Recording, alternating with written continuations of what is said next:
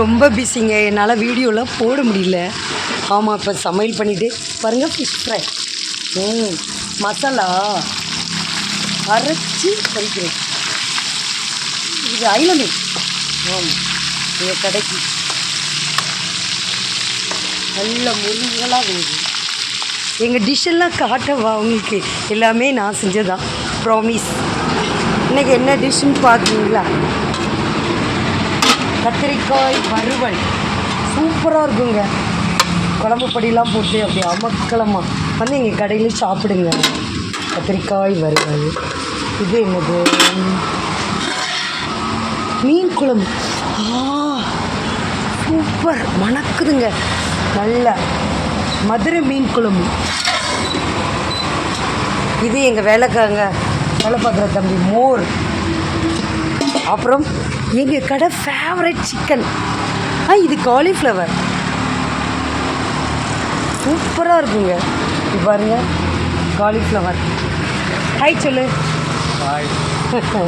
இது காலிஃப்ளவர் பக்கடா, உங்கள் எல்லாருக்கும் தெரியும் எங்கள் கடை. இது என்னதுன்னு பார்ப்போம். இது ரசம் பாதியில் ஊற்றி வச்சுட்டாங்க. அப்புறம் பச்சை பட்டாணி கூட்டுங்க, தேங்காய், சீரகம், மிளகா வத்தல் இதெல்லாம் போட்டு அரைச்சது சூப்பராக இருக்கும். அந்த பூண்டோட மனம் வேறு லெவல்.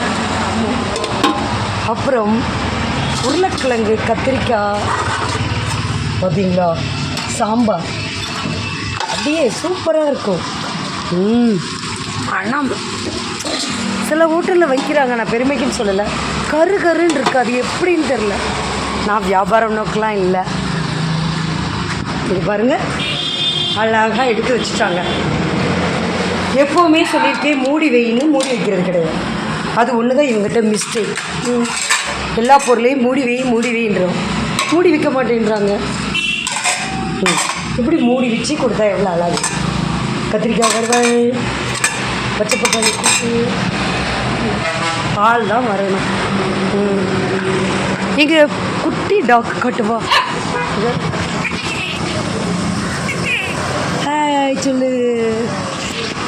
க்யூட் அழகி. ஹாய் சொல்லு. இது எங்கள் அழகி. மீன் வறுத்துட்டே இருக்கேன். எங்கள் கடைக்கு சாப்பிடுவாங்க. Love you all. தேங்க்யூ.